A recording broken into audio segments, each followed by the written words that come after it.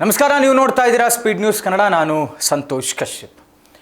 ರಾಜ್ಯ ಕಾಂಗ್ರೆಸ್ ಪಾಳಯದಲ್ಲಿ ಒಂದೊಂದು ಬೆಳವಣಿಗೆ ದಿನದಿಂದ ದಿನಕ್ಕೆ ಆಗುತ್ತಾ ಇದ್ದರೆ ಮೇ ಮೊದಲ ವಾರದ ನಂತರದಲ್ಲಿ ರಾಜ್ಯ ಕಾಂಗ್ರೆಸ್ನಲ್ಲಿ, ರಾಜ್ಯ ರಾಜಕಾರಣದಲ್ಲಿ ಬಹುದೊಡ್ಡ ಬದಲಾವಣೆ ಆಗಬಹುದು, ಭಾರಿ ಹೈಡ್ರಾಮಾ ನಡೆಯಬಹುದು. ಇದೆಲ್ಲ ಚರ್ಚೆಗಳು ರಾಜಕೀಯ ಪಡಸಾಲೆಯಲ್ಲಿ ಆಗ್ತಾ ಇದೆ. ಬಟ್ ಈ ಮಧ್ಯೆ ಪ್ರತಿಪಕ್ಷವಾದಂಥ ಬಿಜೆಪಿ ತನ್ನದೇ ಆದಂಥ ಲೆಕ್ಕಾಚಾರದಲ್ಲಿ ತಾನು ತೊಡಗಿಕೊಂಡ ಹಾಗೆ ಕಾಣಿಸ್ತಾ ಇದೆ.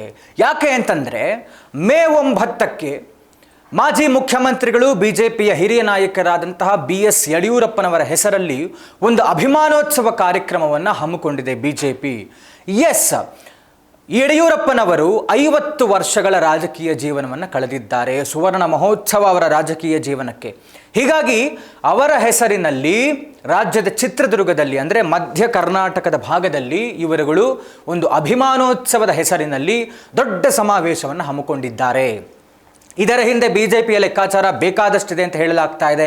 ಅಂದರೆ ಏನೀಗ ಅಲ್ಪಸಂಖ್ಯಾತರಿಗೆ ಅನ್ಯಾಯವಾಗ್ತಾ ಇದೆ ಕಾಂಗ್ರೆಸ್ನ ಕಡೆಯಿಂದ, ಅದರ ಲಾಭವನ್ನು ಪಡೆಯುವಂಥ ಕೆಲಸ. ಅಹಿಂದ ಅಂತ ಒಂದು, ಈ ಹಿಂದ ಆ ಬಿಟ್ಬಿಟ್ಟು ಹಿಂದ ಅಂತ ಹಿಂದುಳಿದ ವರ್ಗದವರು, ದಲಿತರು, ಇವರುಗಳ ಒಂದು ಮತವನ್ನು ಕ್ರೋಢೀಕರಿಸುವಂಥ ಒಂದು ಸಮೀಕರಣದ ಲೆಕ್ಕಾಚಾರದಲ್ಲಿ ಬಿಜೆಪಿ ಇದರ ನೇತೃತ್ವವನ್ನು ಗೋವಿಂದ ಕಾರಜೋಳ ಅವರಿಗೆ ಕೊಟ್ಟು, ಅವರು ಕೂಡ ಅಹಿಂದ ಸಮುದಾಯದ ಪ್ರಬಲ ನಾಯಕರು. ಹೀಗಾಗಿ ಈ ಒಂದು ಹೊಸ ಸಮೀಕರಣದ ಲೆಕ್ಕಾಚಾರ ಬಿಜೆಪಿ ಇದ್ದರೆ, ಇದಕ್ಕೆ ಈಗಾಗಲೇ ಬಿಜೆಪಿಯಿಂದ ಉಚ್ಚಾಟಿತರಾಗಿರುವಂತಹ ಯತ್ನಾಳ್ ಅವರು ಕುಹಕವನ್ನು ಮಾಡಿದ್ದಾರೆ, ವ್ಯಂಗ್ಯವನ್ನು ಆಡಿದ್ದಾರೆ. ಅವರೇನು ಹೇಳಿದ್ದಾರೆ ಅಂತಂದರೆ, ಏನು ಈ ಅಭಿಮಾನೋತ್ಸವ ಮೇ 9ಕ್ಕೆ ನಡೀತಾ ಇದೆ, ಇದರ ಗುದ್ದಲಿ ಪೂಜೆಯನ್ನು ಬಿಜೆಪಿ ರಾಜ್ಯಾಧ್ಯಕ್ಷರಾದಂಥ BY ವಿಜಯೇಂದ್ರ ಅವರು ಮಾಡಿದ್ರು.